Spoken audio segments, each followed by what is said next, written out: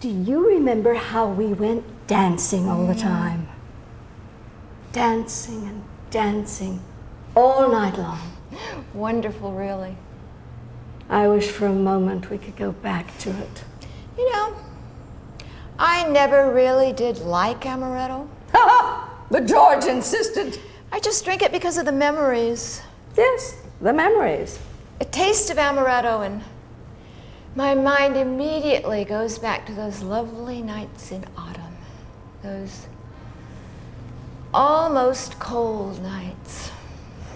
Yes, it did get cold at night. All those memories at our fingertips.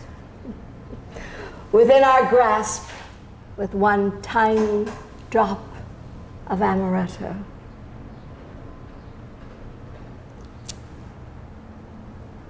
I wonder why I had that feeling. Pardon?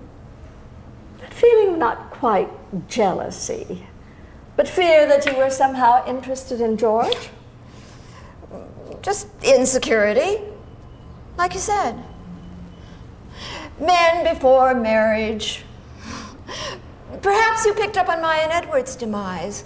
You always were sensitive in that way, subconsciously. Perhaps. I suppose it was because George was, well, George. George was certainly never dull. No, never.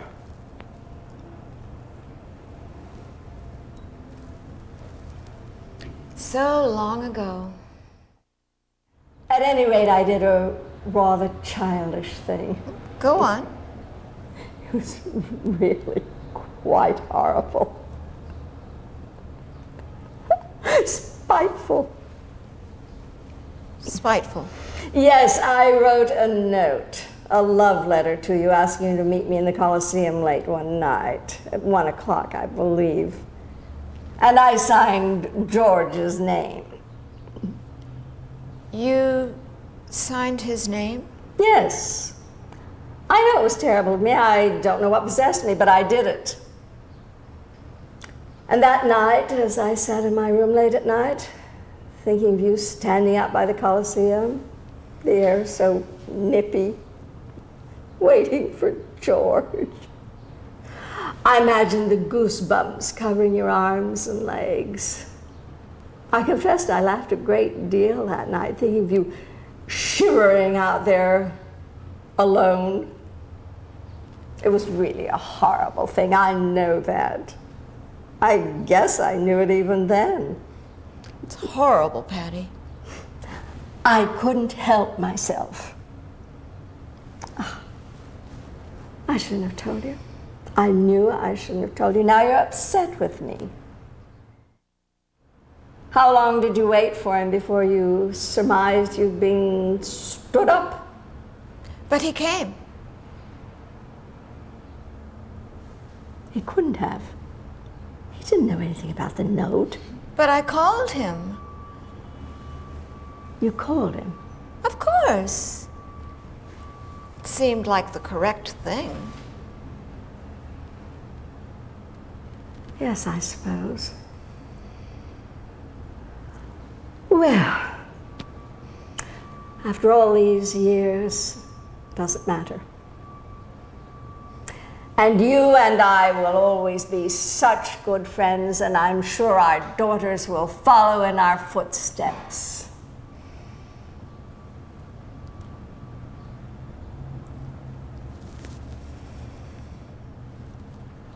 Best of friends. Best. Of course not. After all this time, and after all, you had George for only one night, and I've had him all these years. In a way, that's sad. Everything is, in one way or another. But Richard's been good. And besides, I had Jenny.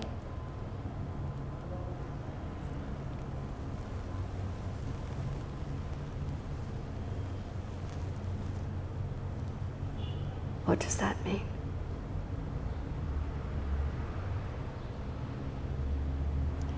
Let it be.